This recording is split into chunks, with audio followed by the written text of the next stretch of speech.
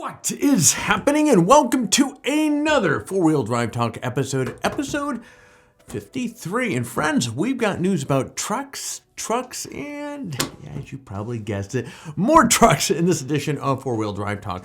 Now, first up is the Ford F-150 Lightning, which was recently named by Motor Trend as the truck of the year, or Motor Trend's truck of the year. I got to get that right. Now, in just a few moments, we'll chat about some of the reasons why the Lightning beat out some of the competition. Also in the news this week is the possibility that McLaren, the supercar manufacturer, will produce an SUV. Now, other supercar companies have had great success making SUVs, so this isn't completely a crazy idea. Now, we'll also discuss the upcoming Toyota Tacoma as well. It's set for a complete redesign in and out. The question is, the big hot seat question, will it go all electric? So you're going to want to stay tuned for this one to find out. But first, friends, look, every single week we put these videos together in small little bite-sized little news nuggets to keep you informed as far as what is happening in the week. Now, of course, you find some value with this video, friends. There's that whole YouTube algorithm that I keep bringing up in pretty much every video that I push out. It really digs it, and hell, so do we when you crush that like button. That said, my friends, let's get on to this week's headlines. Now, earlier this week, Motor Trend announced that the Ford F-150 Lightning is their choice for the truck of the year. Now, according to the reasoning, it wasn't all that close either. Now, what the F-150 does that no other truck has managed to do is bridge the gap between what the trucks are now and what they will be in the future. So, while the F-150 Lightning has a futuristic electric powertrain, it still looks like a normal, everyday pickup truck that you see out on the road, like the 150s rather.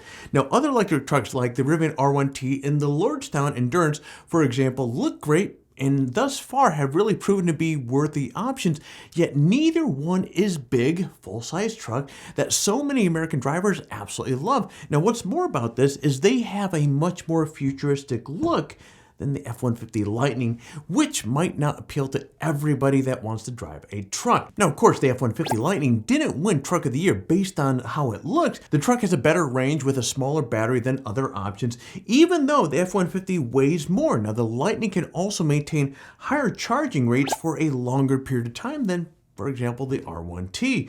Now, additionally, the F-150 Lightning has more interior space, has a larger bed, and a bigger payload than other EV trucks on the market.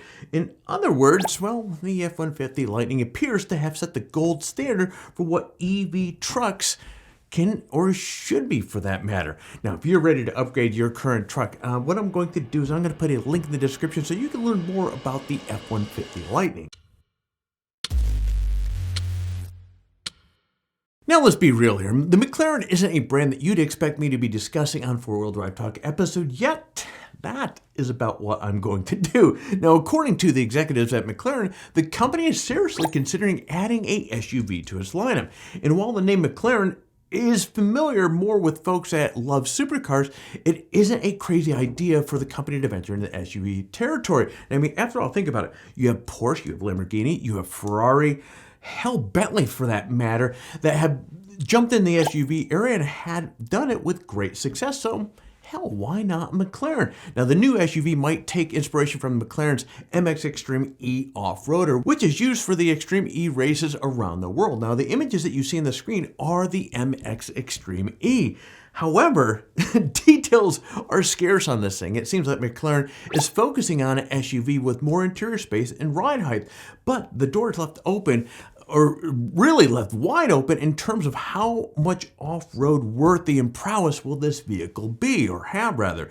Now, the executives recently discussed that it might be a crossover, but nothing is really set in stone. And since there are no firm plans in place, it will be quite some time before a McLaren SUV graces any Jeep trails near you. But that's okay. Rushing into making a completely new vehicle never generates the best results, so if McLaren wants to take their time, well, hell, that is fine by me. Now, here's the big $1 million question here, and actually no pun intended, of what likely this thing might cost. Who wants to pay a McLaren price tag for a vehicle that is going to get roughed up on off-road trails? And one last thing before we go shifting off and jumping into the last story of the day. You know what's funny is, as I'm looking at the photos of the McLaren's MX Extreme E-Racer or E-Rotor thing that they have here, which incidentally looks absolutely badass, my attention jumped to the photo here that shows their drivers. And I'm looking at this guy, I'm like, man, this guy looks awfully familiar. And of course, who it is Tanner Foust. Now, if many of you have been following me for a while, you may know that my last company was a Corvette community. And my brother and I, we had a couple really high-powered Corvettes with that brand. And what's funny is, during the course of having that company, was interviewed with Leno, Speed Channel, Spike TV, and a lot of really cool stuff.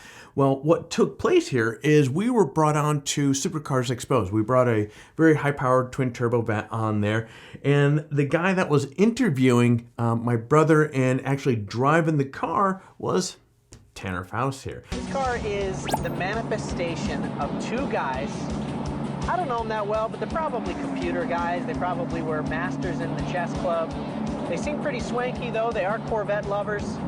But they started a website called smokingvet.com. Now, Tanner wasn't really able to. He's just a badass drifter and just really is comfortable behind a wheel. And what's funny about this is we had high aspirations of him doing some really cool stuff. And it was a twin turbo vet that was brought on there. But he wasn't able to do anything in it because the week before that, we were interviewed with Jay Leno, and Jay loves to do burnouts, and well, it's a great group. It's smokingvets.com. Go on it, and you'll find other like-minded people like yourself. And who knows, you might learn something. Let's go back and do a burnout.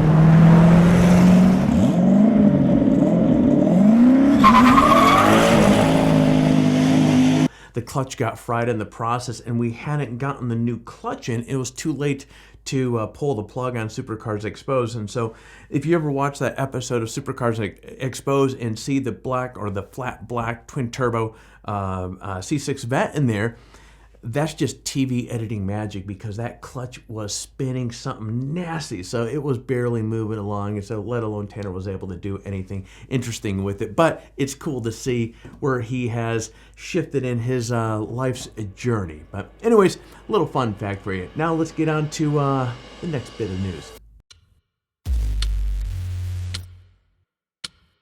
Now, when you think about it, the Toyota Tacoma is one of the most popular trucks for overlanding and off-roading. It's reliable, capable truck that can navigate through narrow trails that a full-size truck simply cannot do.